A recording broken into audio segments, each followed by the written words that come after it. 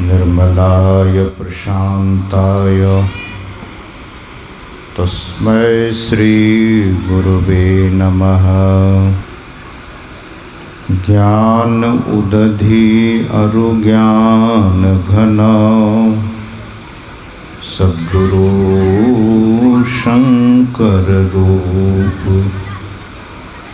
नमो नमो बहुबारही सकल सुपूज्यन भूप। वंदे बोधमयं नित्यं गुरुं शंकररूपिणं।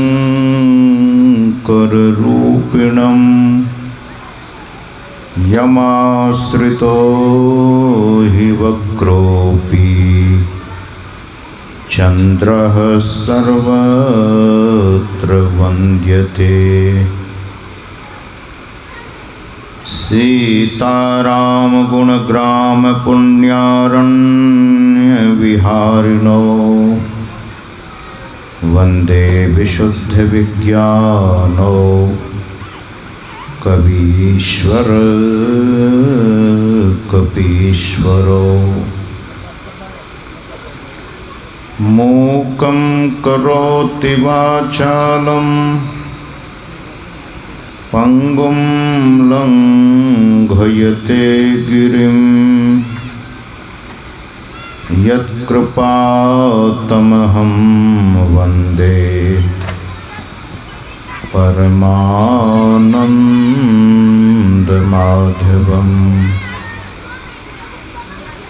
बोलिए श्री सद्गुरु महाराज की जय।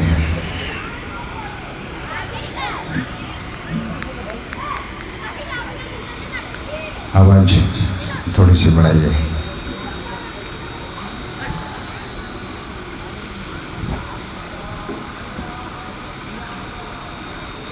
परमाराध्य परम पूज्य पाद संत सद्गुरु महाराज के परम पावन युगल पद्म पदों में सदा सदा पदवंदन। विश्व के समस्त उन सभी पुरोधा महापुरुषों के चरणों में कोटि से नमन। मंच पर उपस्थित विद्वान मूर्ति, सहजता और सरलता के प्रति मूर्ति, परम श्रद्धेय पूज्य डॉक्टर स्वामी निर्मलानंद जी महाराज, श्रद्धेय स्वामी बोधानंद जी महाराज, मुद मंगलमय पूज्य साधु समाज, विद्वत समाज, सत्संग में समुपस्थित परम सम्माननीय सत्संग प्रेमियों, सदात्माओं, प्रबुद्ध जनों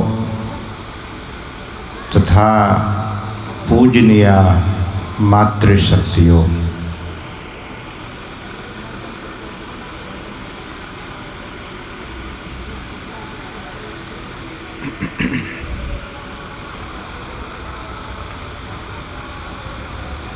भगवान श्री राम के उपदेशों को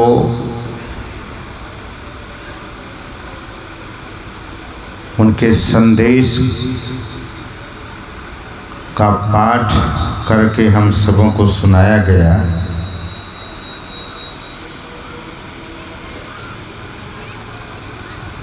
लेकिन उसके पूर्व हम और आप और इतने साधु महात्माओं जिस स्थान पर बैठे हैं, सुनसरी जिला जो नदी का नाम है, कोई ऐसी नदी है।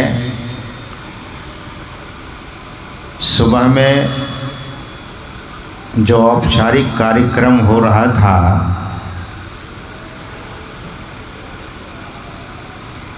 यहाँ के बहुत सारे प्रतिष्ठित सज्जन, विद्वान, समाज सेवी, राष्ट्र सेवी,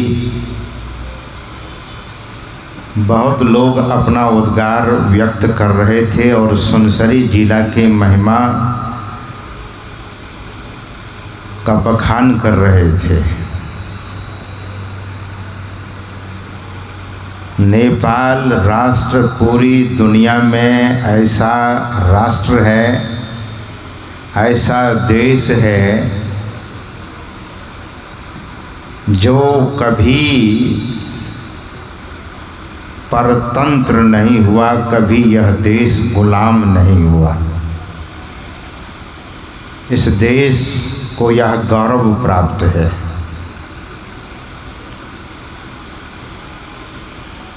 विश्व के मानचित्र पर अगर देखा जाए तो देश बहुत बड़ा नहीं है, लेकिन देश की महिमा बहुत बड़ी है। नेपाल राष्ट्र के नर नारी जो धर्म से अपना संबंध रखते हैं और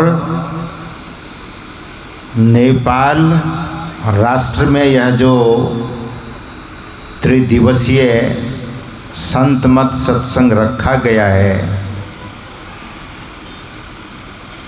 धर्म की जागृति के लिए, जीवन की जागृति के लिए, जीवन में सुख पाने के लिए, आपका जीवन कैसे कल्याणमय हो, इसी के लिए।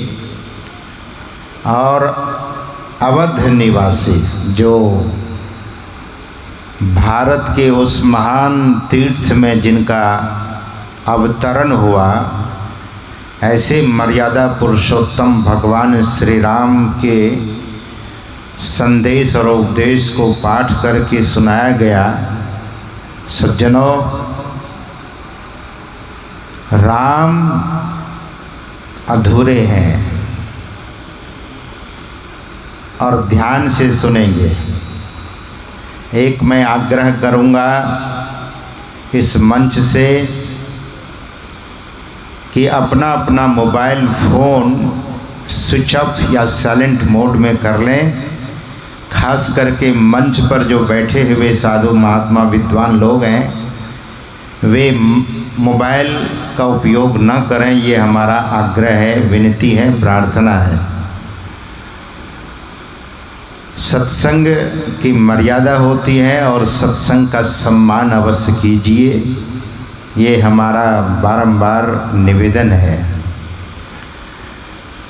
सज्जनों, मैं निवेदन कर रहा था कि भगवान राम अधूरे हैं। भगवान राम जब जनकपुर आकर के अपने अध्यात्म गुरु महर्षि विश्वामित्र जी के साथ इसी नेपाल राष्ट्र में वे प्रवेश करते हैं, और मैं बहुत कुछ नहीं कहना चाहूँगा क्योंकि आप उसी पावन भूमि के लोग हैं, आपको बहुत कुछ पता है। लेकिन संक्षेप रूप में मैं आपको केवल याद दिला रहा हूँ कि माता यानी जगदम्बा सीता से भगवान का विवाह हो जाता है। अगर सीता जी भगवान के जीवन में नहीं आती तो भगवान का कार्य, जिस कार्य के लिए भगवान धराधाम पर अवतार ग्रहण किया, वह काम भगवान नहीं कर सकते थे। सीता जी ये कौन थी? वेदवती नाम की एक कन्या थी। बहुत सारा प्रसंग पुराणों में जगदम्बा सीता के लिए, कदाचित आप लोग उस प्रसंग को जानते हो अथवा नहीं, आप ध्यान से सुनेंगे। वेदवती माता एक बहुत बड़ी तपस्विनी नारी थी, जंगल में तपस्या कर रही थी और रावण स्वर्ग से लौट रहा था। रावण का काम क्या था? इसको जाकर धमका देना, उसको जाकर डरा देना, उसको जाकर अपमान कर देना। रावण का मतलब यही है। अगर ऐसा आज दुनिया में कोई करता है तो समझ लीजिएगा कि रावण का ही वो सखा है, रावण का ही वो कोई संबंधी है जो ऐसा करता है। वे वजह बिना कारण का। आपने देखा होगा यात्रा करते समय, वैसे तो पूरा जीवन ही यात्रा है, अनायास कभी आप अपमान कर दिए जाते हैं, कभी आपको गाली सुननी पड़ती है, कभी आपकी प्रतिष्ठा में कोई ठेस लगाता है। दुनिया में ऐसे बहुत सारे लोग, एक तरफ रावण का चरित्र है और दूसरे तरफ मर्यादा पुरुषोत्तम भगवान श्री राम का चरित्र है। एक तरफ सदचरित्र है, दूसरी तरफ दुष्चरित्र है। The good character, the good conducts, where is lying down, we can understand the person who is educated, person who is humble, person who is related with the supreme personality of the Godhead. He is carrying or she is carrying the good conduct. जो सदचरित्र को अपने जीवन में उतारा है वो सज्जन है, वो भगवान राम के पथ का पथिक है। और जो दुष्चरित्र है, जिसका चरित्र बिगड़ा हुआ है, जिसका खान पान बिगड़ा हुआ है, जिसका व्यवहार बिगड़ा हुआ है, जो जीवन में दुर्व्यवहार के सिवा और कुछ नहीं जानता। इसीलिए हम आपके बीच में जब सत्संग आता है, यह सत्संग यज्ञ है और इस सत्संग यज्ञ का अनुष्ठान करने वाले नेपाल राष्ट्र के और सुनसरी जिला और इनरवा शहर के जो सज्जन लोग हैं, जिन्होंने भगवान के संदेश को लाने का काम किया है, अगर यहाँ के समिति के वे भक्तजन पुरुषार्थ न करते, मेहनत न करते, उनमें श्रद्धा न होती, समाज के प्रति करुणा न होती, तो यह ज्ञान यज्ञ हरिद्वार से यहाँ नहीं आता। यह ज्ञान यज्ञ यहाँ आया है आपको वह संदेश देने के लिए। और ध्यान से सुनेंगे, जब ज्ञान यज्ञ आपके बीच आता है, ये ज्ञान यज्ञ यानी सत्संग, सत्संग मतलब ज्ञान यज्ञ। This is ritual of the knowledge, ritual of the spiritual knowledge. ये अध्यात्म ज्ञान यज्ञ है। भगवान के सार उपदेशों को, सार उपदेशों को और सार संदेशों को सुनाने के लिए इस ज्ञान का अनुष्ठान भक्तजन करते हैं। और सज्जनों, भगवान की अवश्य प्रेरणा इनके मन में हुई होगी, सद्गुरु महाराज की सद प्रेरणा इन भक्तों के मन में हुई होगी, तभी आपके बीच में यह ज्ञान यज्ञ, यह सत्संग यज्ञ यहाँ अनुष्ठित किया गया है, यहाँ आयोजित किया गया है। सज्जनों, पहले इस ज्ञान यज्ञ के संबंध में थोड़ा सा आप अवश्य सुन लें। आपको अनायास बहुत चीज़ों की या कभी कभी बहुत ऐसी चीज़ों की प्राप्ति हो जाती है, आपको पता नहीं लगता है। सत्संग के संबंध में 2 साल पहले किन्हीं को पता नहीं होगा कि यह सत्संग यहाँ होगा, इस जगह पर इनरवा के इस मैदान में, सुनसरी जिला के इस मैदान में किसी को पता नहीं होगा, कल्पना भी नहीं किया होगा। तो सत्संग, ईश्वर की महती कृपा जब होती है, गोस्वामी तुलसीदास जी महाराज अपने विनय पत्रिका में लिखते हैं कि जब द्रवही दीन दयाल राघव साधु संगति पाइए, उस राघवेंद्र सरकार की, उस ईश्वर की, उस दिन दयालु की जब कृपा होती है, जब वे दयाद्र हो जाते हैं, जब उनकी महती कृपा होती है, तब हम आपको सत्संग यज्ञ की प्राप्ति हो जाती है। और मैं कहूँगा, जब सत्संग आपको मिले, जब भी सत्संग की प्राप्ति हो, भगवान के संदेश को सुनने का मौका मिले, तो जब आप सत्संग से लौटकर आज अपने घरों को जाएंगे या कल जाएंगे या परसों जाएंगे, तो आपके घर में जो आपने मंदिर बनाया है, भगवान का विग्रह लगाया है, सद्गुरु महाराज का पावन विग्रह का मंदिर बनाया है, अगर आप गुरु के लाल हैं, यदि आप भगवान के भक्त हैं, तो भगवान के चरणों में जाकर आप अवश्य धन्यवाद दीजिएगा कि आपकी कृपा हुई तो हमें साधु संतों का सानिध्य और हमें आपका पावन और दिव्य सत्संग की प्राप्ति हुई।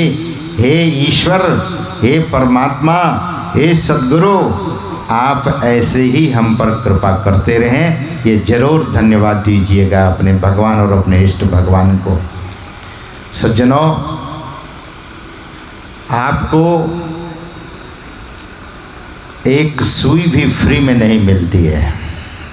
आप किसी दुकान पर चले जाइए और दुकानदार से कहिएगा कि एक छोटी सी जो निडल होती है, सुई, जिससे लोग उस सुई में धागे पिरोकर कपड़े सिलते हैं। कभी कभी लोगों का कपड़ा फटता है तो सुई से कपड़े सिलते हैं या उस सुई से माला भी बनाते हैं। सुई बहुत छोटी सी चीज़ है। दुकानदार के पास जाकर आप कहेंगे कि एक सुई दे दो, और आप यह सोचकर कि सुई तो बहुत छोटी सी चीज़ है, इसकी क्या कीमत देनी है, आप चल पड़ेंगे, तो दुकानदार कहीं गर्दन न पकड़ ले कि पैसा तो दिया नहीं और सुई लेकर चले जा रहे हो। एक सुई भी फ्री में नहीं मिलती है। लेकिन ध्यान दीजिए, यह सत्संग आपको कंप्लीटली फ्री में मिल रही है। और व्यवस्था आप देखिए, बैठने की व्यवस्था, और यहाँ तक हमने देखा कि लोग जब उठेंगे तो ये अनाउंस कराया जाता है, ये सूचना प्रसारित की जाती है कि भोजन प्रसाद आप ग्रहण करके जाएंगे। किसी से पैसा तो नहीं लिया जाता है, एकदम मुफ्त फ्री में। आपके यहाँ बहुत सारा रेस्टोरेंट है, बहुत सारा होटल है, आप होटल में जाकर भोजन फ्री में कर सकेंगे। ईश्वर की ऐसी महती कृपा है, इसीलिए संत जन कहते हैं कि सत्संग का सम्मान कीजिए। ये उदारता देखिए, generosity. Our devotee are so generous. कितने उदार हैं कि इतनी अच्छी व्यवस्था देते हैं आपको भगवान के संदेश को सुनाने के लिए, ईश्वर के संदेश को सुनाने के लिए, उन संत सद्गुरु के संदेश को सुनाने के लिए ये व्यवस्था की गई है। और इस व्यवस्था में बैठकर वह ज्ञान आप प्राप्त करेंगे जिससे आपका जीवन सफल होगा। ऑल स्टूडेंट्स, सभी छात्र और छात्राएं अपने जीवन में सक्सेस होना चाहता है, सफल होना चाहता है, लेकिन सत्संग रूपी सूत्र मिल जाए, सत्संग का ज्ञान मिल जाए, तो बच्चे में ऐसी प्रेरणा मिलती है, बच्चा पढ़ता भी है और आपके आपके बच्चे का जीवन उन्नत और सफल होता है। सत्संग से सब कुछ की प्राप्ति होती है। ऐसा कुछ भी नहीं रह जाता जो प्राप्त नहीं हो जाए। ईश्वर की प्राप्ति के साथ साथ सांसारिक समृद्धि, संसार में ऐश्वर्य हर व्यक्ति चाहता है। हर व्यक्ति धनी होना चाहता है, हर व्यक्ति स्वस्थ रहना चाहता है, हर व्यक्ति जीवन में यश और कीर्ति चाहता है, हर व्यक्ति जीवन में अपनी भलाई और अपना कल्याण चाहता है। मति कीरति गति भूति भलाई जब जही जहाँ, जब जही जतन जहाँ जही पाई, सो जानब सत्संग प्रभावो, लोकहु वेद न आन उपाओ। लेकिन ध्यान दीजिए, किसको ये सारी चीज़ें मिलती हैं और किसको नहीं मिलती है। मति, मति का अर्थ है यहाँ सुमति। बहुत लोग इंटेलिजेंट हैं, ब्रिलियंट हैं। साइंटिस्ट को जाकर देखिए, हमारे हरिद्वार में रिसर्च सेंटर स्वामी रामदेव जी महाराज ने बनाया है। मैं अपने भक्तों के साथ, कुछ अमेरिकन भक्त आए थे, कुछ फ्रांस से लोग आए थे, और बेंगलोर में हमारे एक मित्र रहते हैं कृष्ण चैतन्य, वे भी आए थे। जब हम उस रिसर्च सेंटर में गए तो बाबा रामदेव जी महाराज के जो सहायक हैं, जिनका शरीर नेपाल की धरती से है, स्वामी बालकृष्ण जी महाराज, बहुत हम लोगों में घनिष्ठता रही है।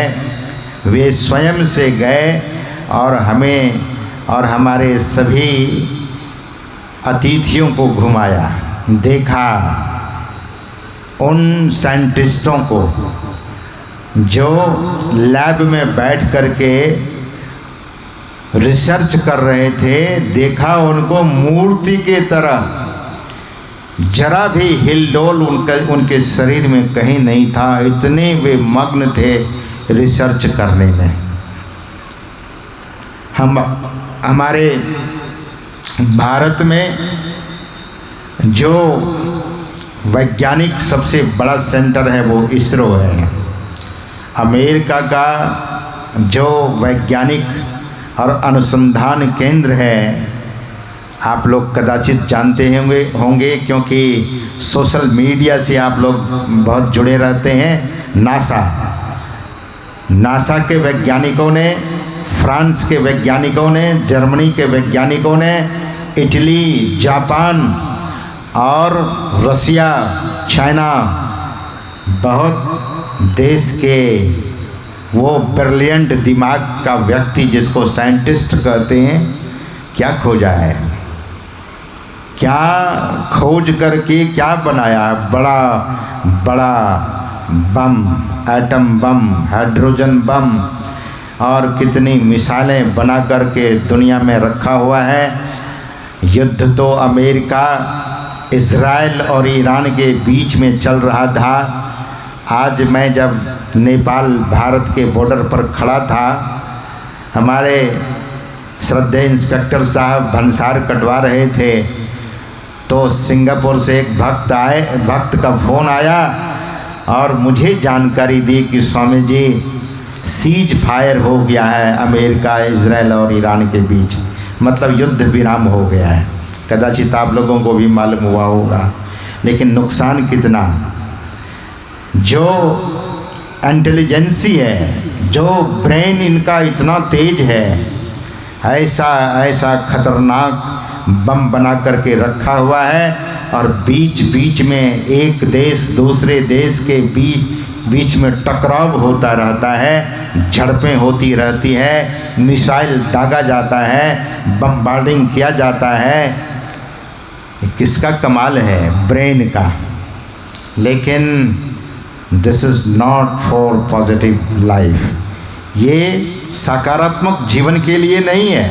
नकारात्मक बम और मिसाइल कहीं भी गिरता है, लोगों की जान चली जाती है, बेकसूर लोग मारे जाते हैं सज्जनों।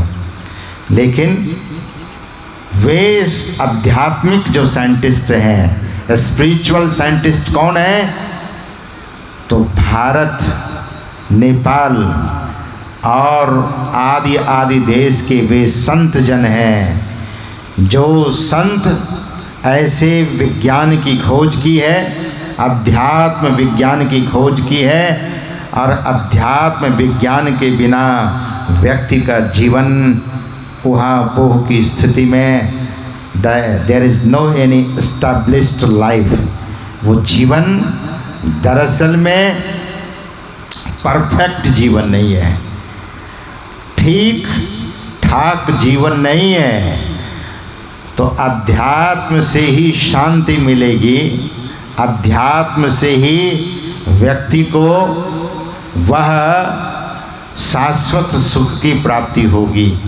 तो मैं आप लोगों से निवेदन कर रहा था कि भगवान श्री राम जनकपुर आए और उस जगदम्बा सीता से भगवान का परिणय हुआ, यानी विवाह हो गया। सज्जनों, ये जगदम्बा सीता का एक जो इतिहास है, जो हम आपका शास्त्र बताता है कि वेदवती नाम की वह तपस्विनी माता जो अद्भुत तपस्या में लगी हुई थी, ध्यान में लगी हुई थी, और जैसे ही रावण स्वर्ग से लौटा तो रास्ते में वेदवती माता को देखा, जिनके चेहरे से कांति निकल रही थी, जिनके चेहरे पर इतनी शांति छाई हुई थी कि रावण जब देखा तो सज्जनों, जाकी रही भावना जैसी, अब प्रभु मूर्ति देखी तिन तैसी। आप संसार को कैसे देखते हैं? आपका पड़ोसी संसार को कैसे देखता है? नारी संसार को कैसे देखती है? नर संसार को कैसे देखता है? जिसकी जैसी भावना होती है। शास्त्र कहता है कि यथा दृष्टि तथा सृष्टि, जैसी जिसकी भावना होती है। आँखों में तो मलिनता थी, नज़र गंदी थी रावण की। वेद माता की सुंदरता को जब वो देखा तो रावण ने कहा कि इनके सामने मेरी रानी मंदोदरी तो कुछ भी नहीं है। अब सोच सकते हैं, मंदोदरी कोई साधारण सुंदर नहीं थी, लेकिन वेदवती माता को जब रावण ने देखा तो रावण वहाँ जाकर उनको ध्यान से उठा दिया झिकझोर करके। वेदमती की आंखें खुली और वेदवती उठ करके खड़ी होती है और रावण से पूछती है कि कहिए, आपने मेरे तपस्या में, मेरे ध्यान में विघ्न क्यों किया? आप भी ध्यान में बैठते होंगे तो कभी कभी आपको भी ताना सुनना पड़ता होगा। घर के गार्जियन अगर बहुत ध्यान करने लगे तो घर के बहुत लोग उनसे नाराज होने लगते हैं कि पता नहीं क्या हो गया, जब देखो तब ध्यान में ही बैठा है। और घर की नारी अगर बहुत ध्यान करने लगे तो घर के और लोग कहते हैं कि पता नहीं ये मीरा बनेगी या सहजो बनेगी, तो बहुत ताना सुनना पड़ता है। सज्जनों, भजन में विघ्न नहीं करना चाहिए। ध्यान से सुनिए, गलती मनुष्य से होती है, लेकिन मनुष्य से अपराध भी होता है। अगर ध्यान में, भजन में, नाम जप करने में कोई बाधा उपस्थित करता है, आप आरती कर रहे हों, प्रार्थना कर रहे हों, और उस समय अगर कोई बाधा उत्पन्न करता है वो गलती नहीं करता है, वो अपराध करता है। और ध्यान से सुनिएगा, शास्त्र कहता है, भगवान कहते हैं कि मैं गलती को तो क्षमा करता हूँ, लेकिन जो अपराध करता है उस अपराधी को मैं क्षमा नहीं करता हूँ। तो रावण ने तो अपराध किया, वेदवती माता को उठाया और सीधे उनसे कहा कि तुम बहुत सुंदर हो। वेदवती माता ने पूछा कि कहने का मतलब क्या है तुम्हारा? रावण ने कहा कि कोई विशेष मतलब नहीं, नहीं तो बहुत बड़ा विशेष है, मैं तुमसे शादी करना चाहता हूँ। वैसे आज भी ऐसा कोई नहीं करेगा। आज इतना मॉडर्न युग हो गया है, कोई भी लड़का किसी लड़की से नहीं सीधे जाके कह देता है कि मैं शादी करूँगा, या कोई लड़की ऐसा नहीं कहती है। लेकिन रावण इतना ढीठ था, रावण इतना बेशर्म था, रावण इतना बड़ा भारी निर्लज था कि एक तपस्विनी नारी से कहता है कि मैं तुझसे शादी करना चाहता हूँ, तुम मुझसे शादी करो। वेदवती माता ने कहा कि कदापि नहीं, मैं भगवान विष्णु को पाने के लिए तपस्या कर रही हूँ, मैं तुमसे शादी कदापि नहीं कर सकती।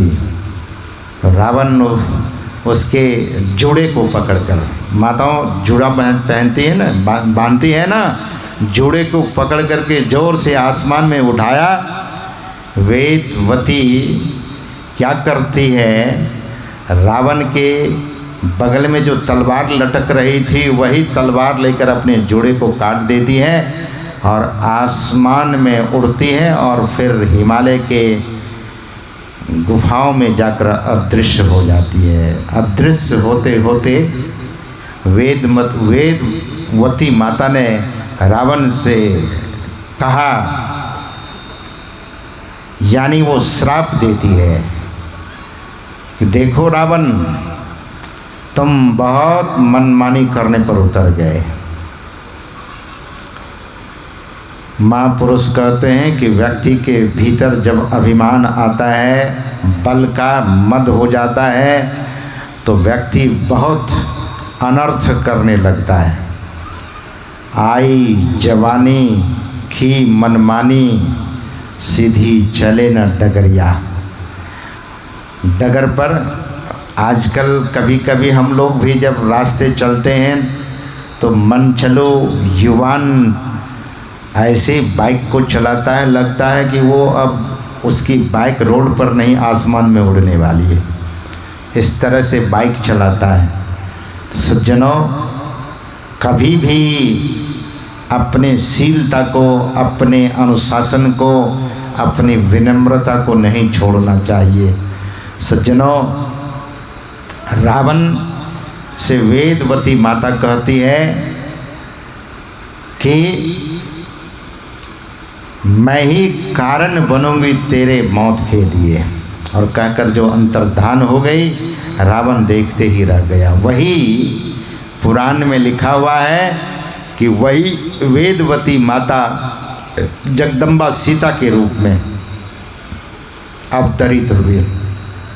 और कहाँ, जब अकाल पड़ा, रावण जब महात्मा लोगों से कर के रूप में, आज की भाषा में उसे टैक्स कहते हैं, अपने मंत्री से रावण ने पूछा कि हमारे राज्य में जो महात्मा लोग तपस्या करता है उससे तुम लोग कर वसूलते हो कि नहीं? तो मंत्रियों ने कहा कि महाराज उनके पास है भी क्या जो हम कर वसूलेंगे? तो रावण ने कहा कि उसके शरीर में खून तो है, खून ही निकाल लो, और उनके शरीर से, महात्माओं के शरीर से खून, उनके नसों को काट कर और मिट्टी के घड़े में खून जमा करने लगा। रावण के यहाँ जब महात्माओं का रक्त इकट्ठा हुआ तो रावण के यहाँ बहुत अपशकुन होने लगा। रावण ज्योतिषियों को बुलाता है और पूछता है कि मेरे राज्य में भूकंप बहुत आने लगा है। वजह क्या है? तो ज्योतिषियों ने कहा कि जब तक यह रक्त भरा घड़ा तुम्हारे पास रहेगा तब तक तुम्हारा राज्य स्थिर नहीं होगा। रावण डर गया और पूछा कि उपाय क्या है महाराज? बोले इसे बहुत दूर देश में पहुंचा दो। रावण का सिपाही उसी रक्त भरा घड़ा को लाकर जनकपुर में रख दिया।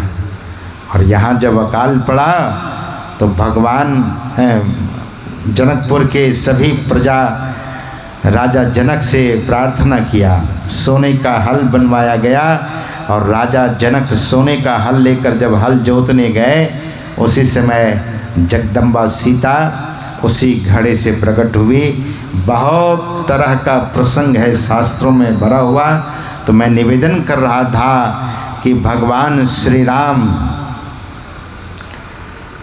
जब तक जगदम्बा सीता को वरण नहीं किया और जगदम्बा सीता भगवान श्री राम का वरण करती है, और तब जब लौट करके अवध में जाते हैं और अवध में जाकर राज्याभिषेक होना था, जैसा कि हमारे अभी श्रद्धेय स्वामी निर्मलानंद जी महाराज आपको सुना रहे थे कि सभी माताओं के प्रति भगवान श्री राम की समान दृष्टि थी, कहीं भेदभाव नहीं था। तो माता कैकेयी ने आदेश दिया कि तुम्हें जंगल जाना है। सज्जनों, भगवान का राज्याभिषेक नहीं होकर जगदम्बा सीता के साथ और अनुज लक्ष्मण जी के साथ भगवान जंगल चले गए और जंगल में 13 वर्षों तक भगवान सत्संग करते हैं। मानस प्रमाण है, भगवान उन साधु महापुरुषों के सानिध्य में बैठते हैं, कभी स्वयं से सत्संग सुनाते हैं और कभी वे श्रोता बन करके सनकादिक ऋषियों के सानिध्य में भगवान श्री राम सत्संग सुना करते हैं। सनकादिक ऋषि जब भगवान के संबंध में सुनते हैं कि भगवान लीला करने के लिए जंगल में रह रहे हैं, तो सनकादिक ऋषि भगवान श्री राम का दर्शन करने गए। और ये सनकादिक ऋषि कौन है? ब्रह्मा जी के 4 मानस पुत्र हैं। सज्जनों, जब सनकादिक ऋषि भगवान के पास जंगल गए तो भगवान श्री राम ने जब देखा कि ऋषि लोग आए हैं, सनकादिक ऋषि आए हैं, तो भगवान उठ खड़े हुए और अपनी जो वलकल थी भगवान के पास, उस वलकल को बिछाकर ऊंचे आसन पर सनकादिक ऋषियों को बैठने का आग्रह करते हैं। सनकादिक ऋषि जब बैठते हैं तो भगवान के श्रीमुख से वह पावन वाणी निसृत होती है। भगवान कहते हैं, बड़े भाग पाइए सत्संगा, बड़े भाग्य से सत्संग की प्राप्ति होती है। बिनु ही प्रयास हो ही भव भंगा, बिना प्रयास के। सज्जनों, जैसे आप सब ट्रेन पर बैठते होंगे, बस पर बैठते होंगे या कभी विदेशों की यात्रा करते होंगे तो हवाई जहाज़ पर बैठते होंगे, पुरुषार्थ इतना ही करना होता है कि हवाई जहाज़ पर जाकर बैठ गए। आप हवाई जहाज़ नहीं चलाते हैं, बस आप नहीं चलाते हैं, बस चलाने वाला कोई चालक होता है और प्लेन चलाने वाला कोई पायलट होता है। इसी तरह से सत्संग एक ऐसा जहाज है जिस जहाज पर बैठकर हम आप भव सागर को पार कर जाते हैं। भगवान कहते हैं कि बिनु ही प्रयास हो ही भव भंगा। तो सज्जनों, बिना प्रयास, सत्संग एक ऐसा जहाज है, सत्संग एक ऐसा दृढ़तर नाव है जिस नाव पर बैठकर हम सहज में ही संसार सागर को पार कर जाते हैं। लेकिन सज्जनों, वही भगवान जब 13 वर्षों तक साधु संतों महापुरुषों के सानिध्य में सत्संग करने के बाद 14वें वर्ष में प्रवेश करते हैं तो सीता जी का हरण हो जाता है। और आज जो नगर के सभी प्रबुद्ध जनों का यहाँ सम्मान हो रहा था तो 14 इंद्रियों की चर्चा उसमें आई थी। ये 14 वर्ष क्या है? तो महापुरुष कहते हैं कि हम आपकी 14 इंद्रियां ही 14वां वर्ष है। 13 वर्ष तक भगवान सत्संग करते हैं और 14वें वर्ष में सीता जी का हरण होता है रावण के द्वारा। भगवान को लीला करनी थी।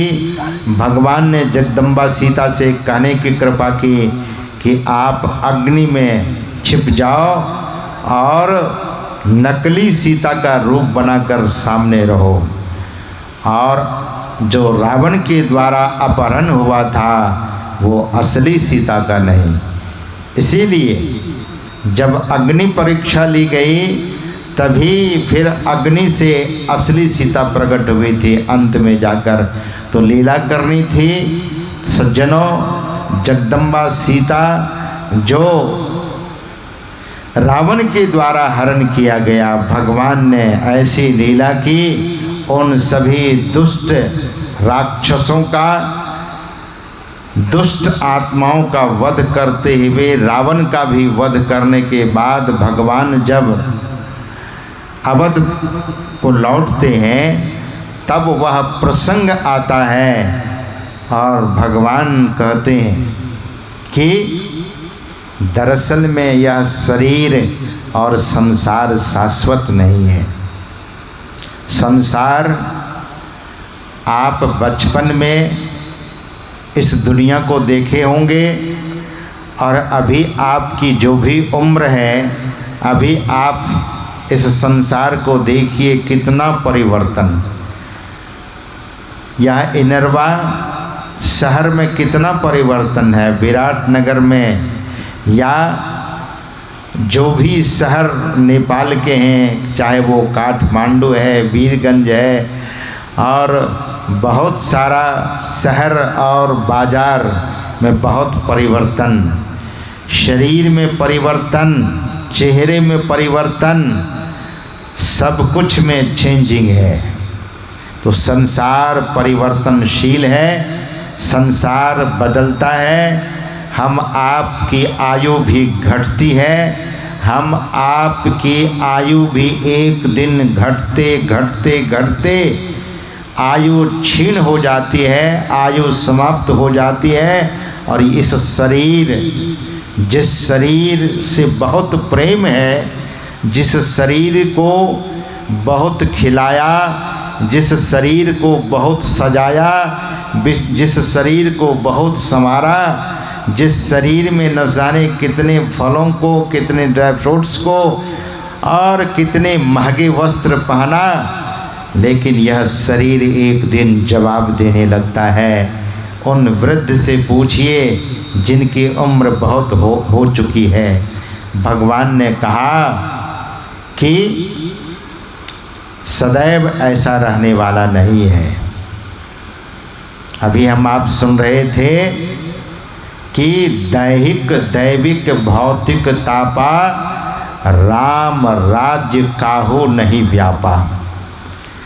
देह से जो उत्पन्न ताप है, जैसे देह में बीमारी लग जाती है, बुखार आता है, खांसी आती है और कमर दर्द, घुटना दर्द, पेट दर्द, कान दर्द, दांत दर्द, पता नहीं कितना दर्द है।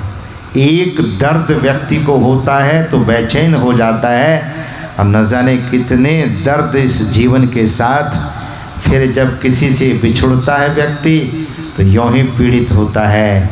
Nothing is eternal in this world, even our the precious human body is not eternal. ये शाश्वत शरीर नहीं है, यह शरीर हम आपके पास नहीं रहने वाला है। तो भगवान कहते हैं कि उस राज्य में चले जाओ। अवध में किसी की मौत नहीं होती थी, ऐसी बात तो नहीं। जब भगवान श्री राम के पिता ही का शरीर छूट गया राम जी के वन गमन पर। सज्जनों, ध्यान से सुनिएगा, हकीकत और वास्तविक को जरूर सुनिए। भगवान श्री राम जी के जो पिताश्री थे, महाराज चक्रवर्ती सम्राट राजा दशरथ, कैसे उनकी मौत हुई? ध्यान से सुनेंगे पंक्ति को। दैविक भौतिक तापा, राम राज्य काहू नहीं व्यापा। पंक्ति तो क्या कह रही है कि किसी को न दैहिक दुख, न भौतिक दुख, न ही आदि दैविक दुख। राजा दशरथ को पीड़ा हुई, राजा दशरथ विरह, राजा दशरथ के अंदर वो विरह और वेदना हुई और भगवान का नाम 6 बार उन्होंने लिया और राम राम राम कहते कहते राजा दशरथ कहाँ गए? तो रामायण प्रमाण है, रामायण साक्षी है। रामायण कहता है राउर गए सुरधाम। सुरधाम मतलब क्या होता है? सुर मतलब देवता। और वही जटायु, सज्जनों, जब भगवान उनको कहते हैं कि पिताजी से जाकर यह बात नहीं कहेंगे सीता जी के हरण के संबंध में, तो सुरलोक की चर्चा वहाँ आती है। यह पंक्ति जो हमारे श्रद्धेय स्वामी निर्मलानंद जी महाराज भी आपको अभी बोल कर सुनाए। सज्जनों, भगवान के पिता का शरीर छूटा अवध में, उस राम राज्य की चर्चा यहाँ नहीं है।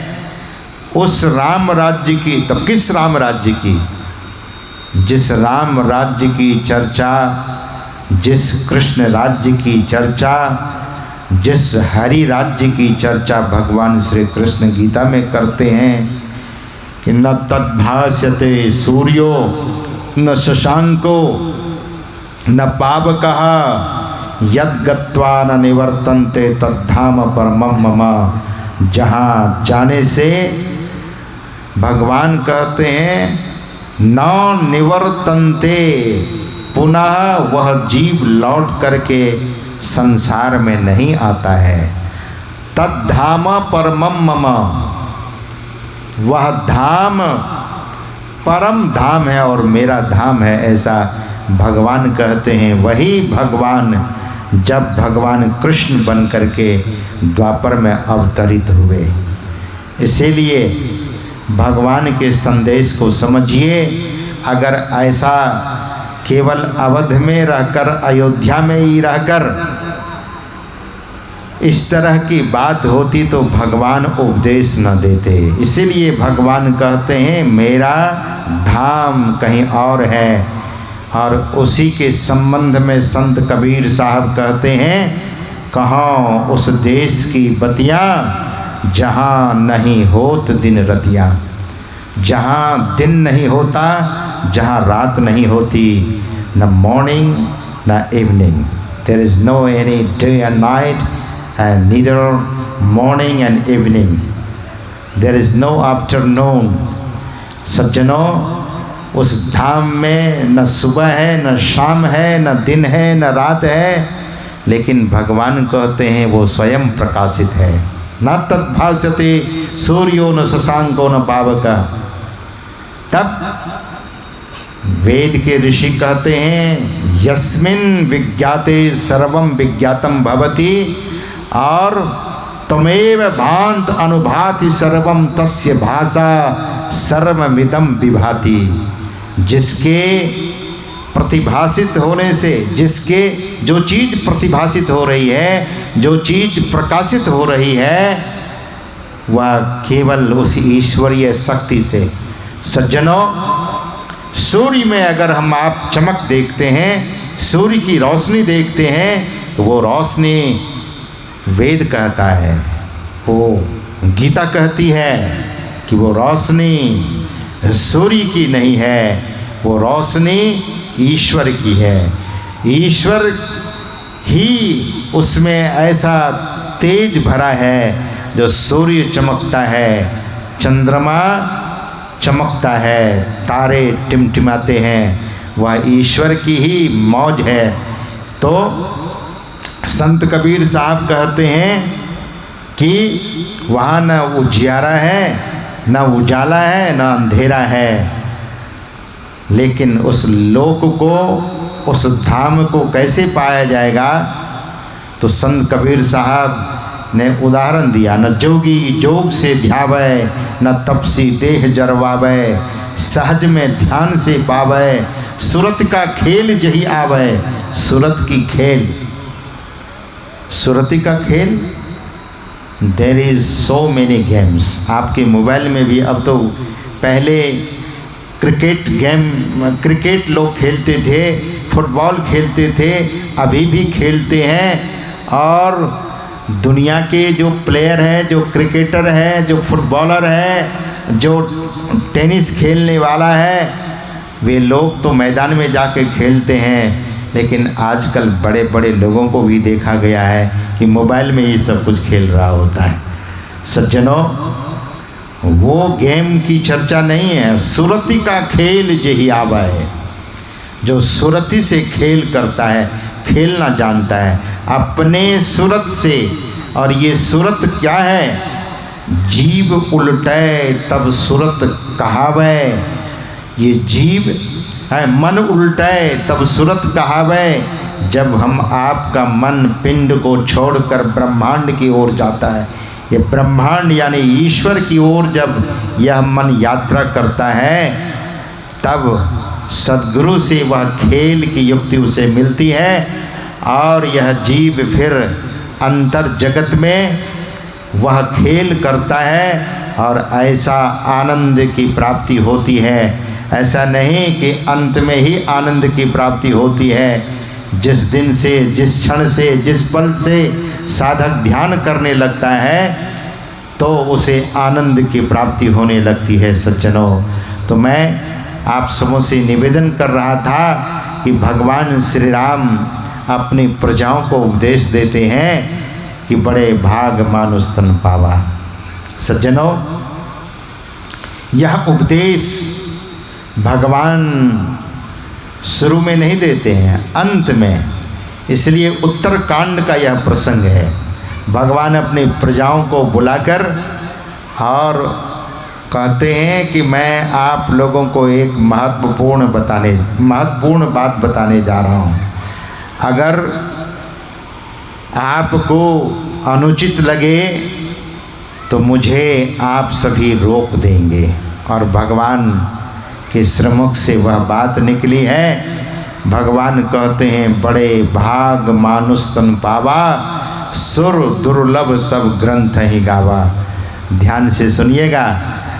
भगवान कहते हैं कि जो शरीर आपको मिला है, आप बहुत गौर से सुनेंगे। और भगवान की वाणी, ये जो साधु महात्मा लोग हैं, आपको अपनी बात नहीं कह रहे हैं, सत्य शास्त्र की बात और भगवान के श्रीमुख से जो वाणी निकली है, वह वाणी आप लोगों को सुनाया जा रहा है। भगवान सभी प्रजाओं से, सभी पूर्ववासियों से यही कहते हैं, बड़े भाग मानुष तन पावा। यह मनुष्य शरीर आपको बड़े भाग्य से मिला है। और भगवान फिर यह दिखाते हैं कि सुर दुर्लभ सब ग्रंथ ही गावा। सुर यानी देवता, बोले देवताओं को भी यह शरीर सुलभ नहीं है, ये देवताओं को के लिए भी दुर्लभ है। और जो शरीर मिला है हम आपको, यह देवताओं के लिए सुलभ नहीं है, ऐसा भगवान कहते हैं। और भगवान कहते कहते यह कह देते हैं कि सब ग्रंथ ही गावा। सारे ग्रंथ ने इस तरह की बात की है। जो बात हम कर रहे हैं यही बात सभी शास्त्र और ग्रंथ कह रहा है। सज्जनों, हम आप ये जो देव दुर्लभ है, देव सुलभ शरीर नहीं है, देव दुर्लभ यह शरीर है। इस शरीर को पाकर अगर मानव बन करके नहीं रहे, मनुष्य बन करके नहीं रहे, तो सज्जनों उन्हीं के गिनती में एक दिन गिने जाएंगे। रावण कंस की गिनती में वह जीव गिना जाएगा। इसीलिए महापुरुष कहते हैं कि रावण का जो कुल था वह ब्राह्मण का कुल था। दूसरी बात, उनके पिता मुनि विश्वश्रवा थे, कोई साधारण थोड़ी न थे। और ध्यान से सुनिएगा, उनके जो दादाजी थे पुलस्त ऋषि थे। पुलस्त ऋषि इतने महान महापुरुष हो गए। मुनि विश्वश्रवा कोई साधारण पुरुष नहीं थे। और सज्जनों, ब्रह्मा जी के कुल के ये रावण शरीर मनुष्य का था, लेकिन कृत्य राक्षसों का। इसीलिए रावण विद्वान होते हुए, ऊंचे कुल में जन्म लेते हुए और पंडित होते हुए लोगों ने उसे रावण कहा, लोगों ने उसे राक्षस कहा, लोगों ने समाज ने उसे दैत्य कहा। इसीलिए कि जीवन में कुकृत्य का स्थान दिया, कुकृत्य को करते रहा, कुकर्म को करते रहा, पाप कर्मों से कभी निवृत्त होने का प्रयास नहीं किया, पाप ही कर्म करता रहा। इतने बड़े ऊंचे कुल में जन्म लेने के बाद कहाँ वो समझदारी गई उनकी, जब वो वेदों का भी अध्ययन किया था, उपनिषदों का भी अध्ययन किया था, सत्य शास्त्रों को भी जानता था। एक महात्मा हमारे हरिद्वार में वे कहा करते थे कि रावण धर्मज्ञ था, लेकिन रावण धर्मशील नहीं था। धर्मज्ञ धर्म को जानता था, लेकिन धर्म पर चलता नहीं था। धर्म को बहुत लोग जानता है। सज्जनों, यह जो मनुष्य शरीर मिला है, क्या मांस खाने के लिए, हड्डियों को चबाने के लिए? लेकिन लोग करते क्या हैं? आपने सुना था सुबह में भगवान बुद्ध की यह धरती, जहाँ भगवान बुद्ध अवतरित हुए, भगवान बुद्ध को विरति हुई और भारत के उस भूमि पर जाकर जहाँ बोधि वृक्ष, जिस वृक्ष का नाम बोधि वृक्ष, जहाँ बुद्धत्व उन्हें प्राप्त हुआ। भगवान बुद्ध कहते हैं कि कोई भी व्यक्ति जब मांस खाता है वो केवल मांस ही नहीं खाता है। The moment, the day, the minute you are eating the meat of animal or birds, you are not eating the meat of animals and birds, you are eating the instinct of that animal and birds। मतलब जब कोई व्यक्ति मांस खाता है, चाहे पशु का, चाहे मुर्गा का या पक्षी का, उसके स्वभाव को भी खाता है। जीव दरअसल में अपने से नहीं मरता, बकरा अपने से नहीं मरता, मुर्गा अपने से नहीं मरता। मुर्गा को मारा जाता है, बकरा को मारा जाता है, और जिस समय मारा जाता है, सूअर को शायद आप मारते हुए देखे होंगे। सूअर की चीख इतनी होती है, सूअर इतना चिल्लाता है सज्जनों, इतना चीखता है सूअर, आप क्या समझते हैं? उनके शरीर में वो पीड़ा, उनके खून के, उनके मांस के जर्रे जर्रे में वो पीड़ा समा जाता है। और जब किसी बकरा को, जब किसी मुर्गा को, जब किसी पशु पक्षी को मारा जाता है, उसमें चीख, उसमें दर्द, उसमें पीड़ा, उसमें दुख भरा होता है। तो हम लोग तो यही कहते हैं, और भगवान बुद्ध भी यही कहते हैं कि व्यक्ति जब मांस खाता है, चाहे पशु का, पक्षी का, तो वो मांस नहीं खाता है, वो पीड़ा खाता है, वो चीख को खाता है, वो दर्द को खाता है, वो दुख को खाता है। जो दिन में दुख खाता है, जो रात में पीड़ा खाता है, उसके जीवन में शांति और सुख कहाँ हो सकता है सज्जनों?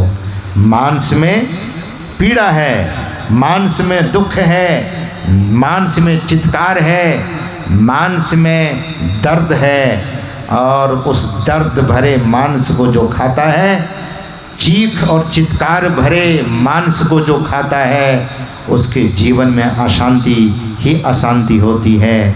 ऐसे मांस भक्षण करने वाला जो बड़ा बड़ा साइंटिस्ट है, दुनिया के बड़े बड़े लीडर हैं, जो अपने को सुपर पावर देश का प्रेसिडेंट कहता है, वो कहीं बम गोला इसी तरह से बरसाता है और बेकसूर जीवों को मारता है। ये देश हमारा, ये देश हमारा, ये देश हमारा, अनेक देशों पर चढ़ाई करता है। आध्यात्मिकता का अभाव होने के कारण सज्जनों, जिसमें अध्यात्म नहीं है, जो क्रूर भोजन करेगा, जो चित्कार भरा भोजन करेगा, उसके हृदय में करुणा कहाँ से आ सकती है सज्जनों? उसके हृदय में दया कहाँ से आ सकती है? इसीलिए दुनिया दुखी होती है। तो सात्विक भोजन का आहार हम सबों को लेना चाहिए। खाइए, फल कितने अच्छे अच्छे हैं, ड्राई फ्रूट्स कितना अच्छा अच्छा है, कितने अच्छे चावल है, दाल है, सब्जियां हैं। मनुष्य होकर सात्विक भोजन नहीं करता है और तामसिक भोजन का आहार करके अपने मनुष्य जीवन को दुर्दांत में बदल लेता है, उसकी दुर्गति होती है सज्जनों। मैं अपनी बात आपसे नहीं कहता हूँ, शास्त्र कहता है कि हिंसा नहीं करना चाहिए। आज सुबह में एक सज्जन कह रहे थे कि परोपकाराय पुण्याय, परोपकार, दूसरे का उपकार से पुण्य की प्राप्ति होती है।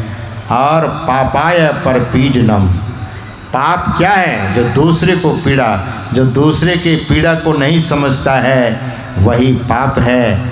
तो भगवान श्री राम हम सबों को कहते हैं, यह देव दुर्लभ शरीर हम आपको मिला है, इसे संयमित करने के लिए, इसे सात्विक बनाने के लिए, और इस जीवन को इतना पवित्र कर लीजिए, इस जीवन को इतना सात्विक कर लीजिए कि सुख की वर्षा होती रहेगी, भगवत कृपा की वर्षा होती रहेगी।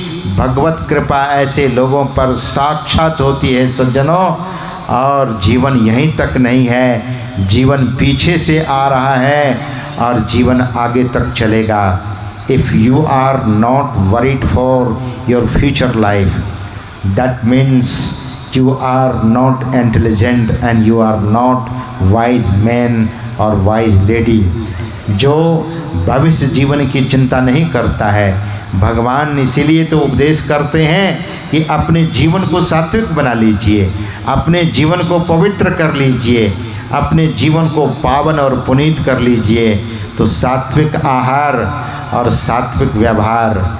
आप देखिए, आपको जब कोई व्यक्ति गाली देता है, ध्यान से सुनिएगा, थोड़ा सा ये जो साइकोलॉजी की बात है और बहुत लोग साइकोलॉजिकल है। सज्जनों, लोग मानसिक रूप से आहत होते हैं।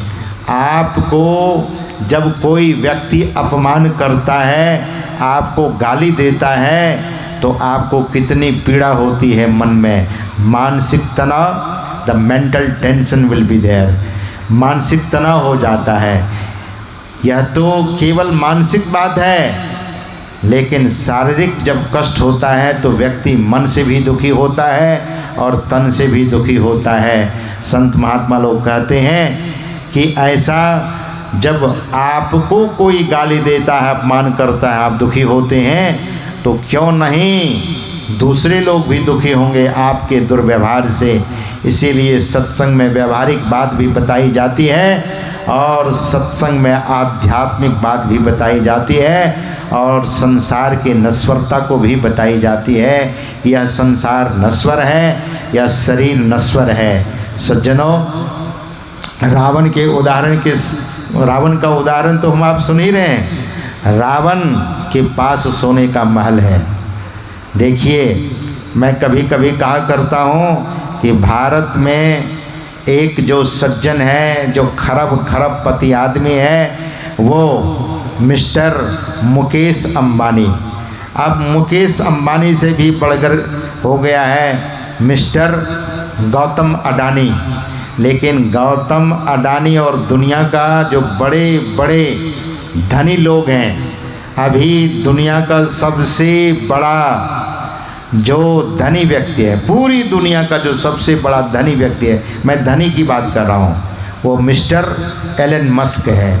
आप लोग जानते होंगे, एलन मस्क का भी उतना महंगा मकान नहीं है जितना महंगा मकान मुकेश अंबानी का है। 10 टॉप में वो घर उनका अब तक रिकॉर्ड बना हुआ है, दुनिया का सबसे महंगा घर। सज्जनों, क्या उस घर में मौत नहीं आएगी? कोई ऐसा कवच वहाँ लगाया है उसने? मौत के लिए कोई दरवाज़ा वहाँ नहीं है, मौत को रोकने के लिए वहाँ कोई दरवाज़ा उसने नहीं लगा पाया, वहाँ भी मौत। सज्जनों, इसीलिए महापुरुष कहते हैं कि कितना भी बड़ा व्यक्ति साजो सामान बना ले, लेकिन मौत के लिए आज तक कोई दरवाज़ा और कोई किवाड़, कोई फाटक, कोई डोर नहीं बना है।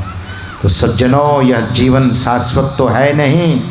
इसीलिए महापुरुष कहते हैं कि इस दुनिया से जाने के पहले अपना इंतजाम कर लेना चाहिए। हमारे हरिद्वार के वे महात्मा स्वामी गीतानंद भिक्षु जी महाराज कहते हैं, रे मन मुसाफिर निकलना पड़ेगा, काया कुटी खाली करना पड़ेगा। सज्जनों, ये काया कुटी है, इसमें बड़े से बड़े धनी व्यक्ति और बड़ा से बड़ा निर्धन व्यक्ति इसी काया कुटी में रहता है और इसे छोड़कर जाना निश्चित है।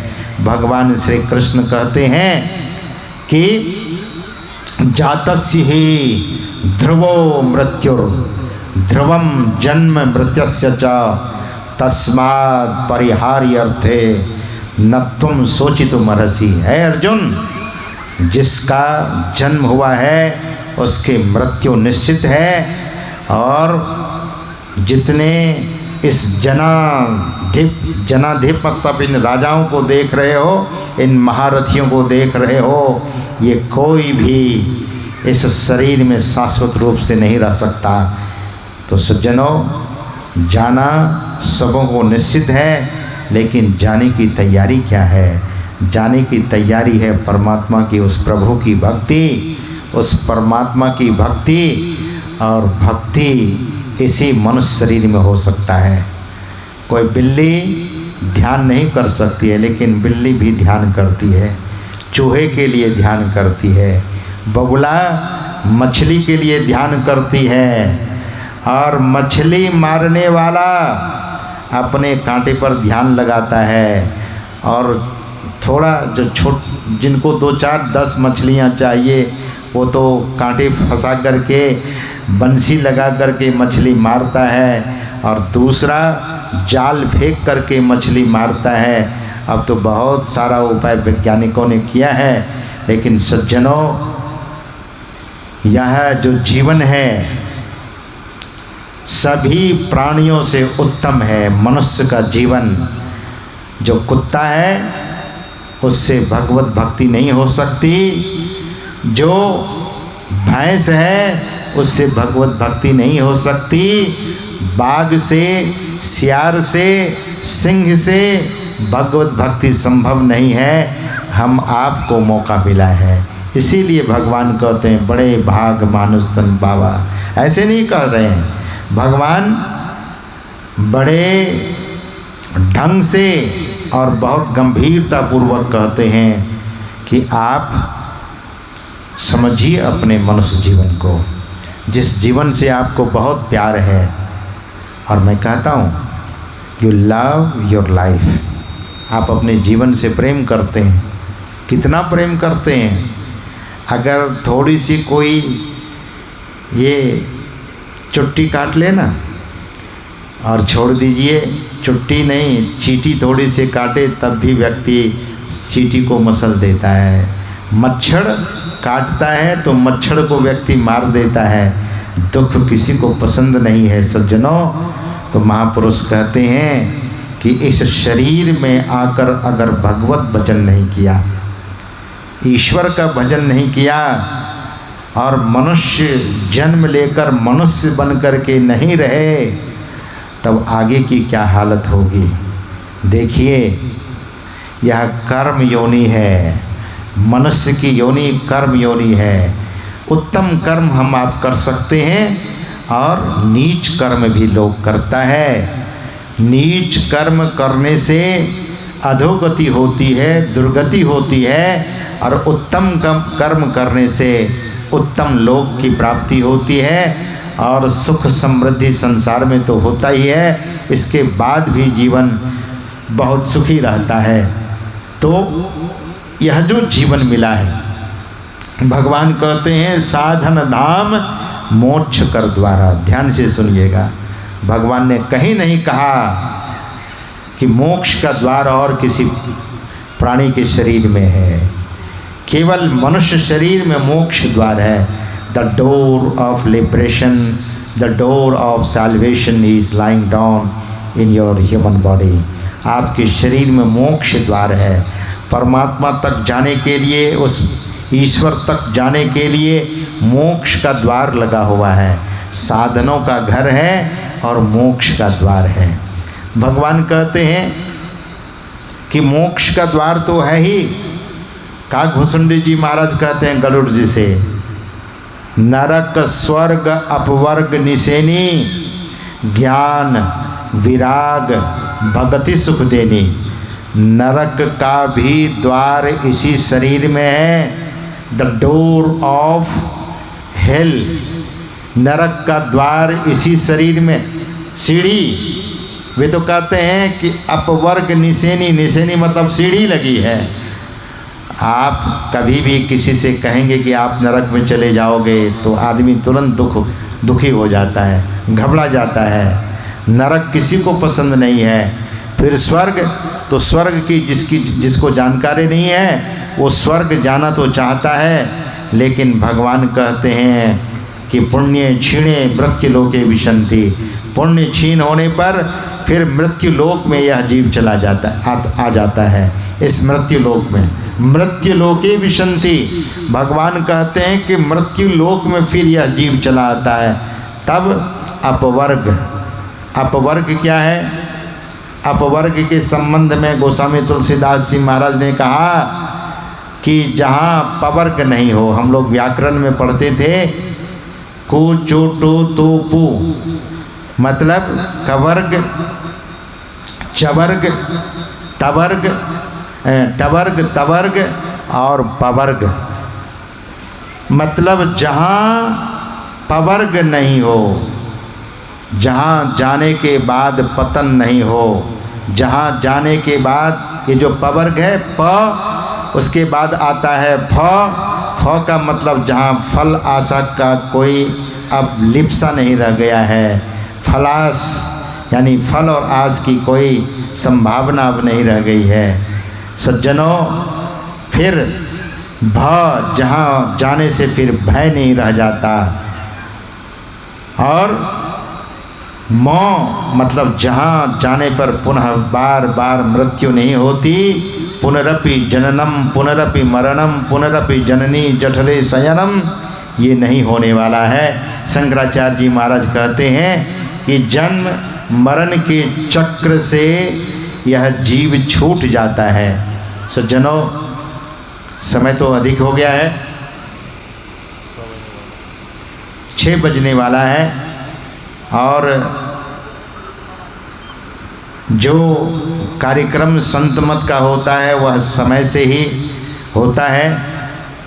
मेरे प्रवचन के बाद शायद एक भजन भी लोग गाएंगे और भजन के बाद फिर आरती होगी, समय तो अधिक लगेगा, लेकिन संक्षेप में मैं आपसे निवेदन कर देना चाहूँगा कुछ मिनटों में कि भगवान का कहने का भाव यही है, भगवान का संदेश यही है। हम सभी मानवों के लिए यह उपदेश भगवान त्रेता युग में अपने राम राज्य में देने की कृपा की थी, लेकिन वह उपदेश ऐसा है कि भगवान का उपदेश द्वापर में भी चला और कलयुग में भी, और इसी तरह से उनका उपदेश सतत चलते रहता है। भगवान कहते हैं कि इस या जो शरीर मिला है इसी में मोक्ष पाने का रास्ता है, उस परमात्मा के धाम में, उस ईश्वर के धाम में जाने का रास्ता सुनिश्चित है। उस द्वार में कैसे जाएंगे, उस मोक्ष द्वार को कैसे पाएंगे, तो उसी के लिए भेद, उसी के लिए युक्ति। वैसे तो इसमें बहुत सारी बातें हैं, लेकिन समास रूप में यही कहना चाहूँगा।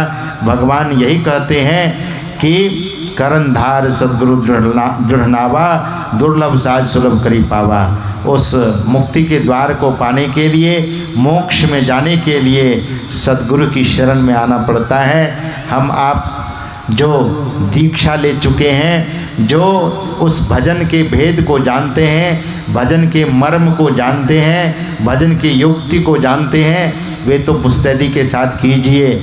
और जो लोग अब तक उस मोक्ष द्वार में जाने के रास्ता को और युक्ति को नहीं जाने हैं, वे नाम दान लेकर, दीक्षा लेकर, भजन भेद लेकर, नाम दान लेकर अपने जीवन को सफल और सिद्ध कीजिए, कल्याण में बनाइए। भगवान अंत में यही कहते हैं, जो न तरय भव सागरा नर समाज अस्पय, सो कृत निंदक मंद मति आत्महन गति जाए।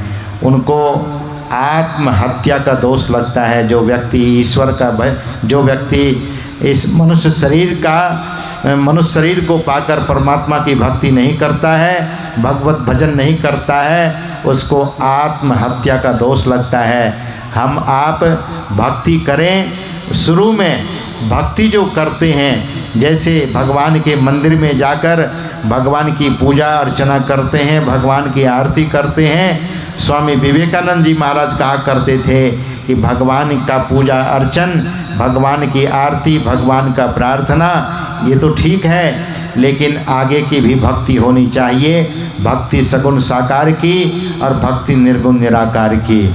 इसीलिए निराकार मोंकार मूलम तुरीयम मानस में आया है शंकर जी की जब विनती की गई है, तब निराकार मोंकार मूलम तुरीयम गिरा ज्ञान गम्यम, मतलब भगवान की, उस परमात्मा की, चाहे शंकर कहिए, राम जी कहिए, कृष्ण जी कहिए, उनकी स्तुति किस तरह से की गई है? निराकार रूप में, साकार रूप में। भगवान के निज स्वरूप को जानने के लिए ध्यान की जरूरत है।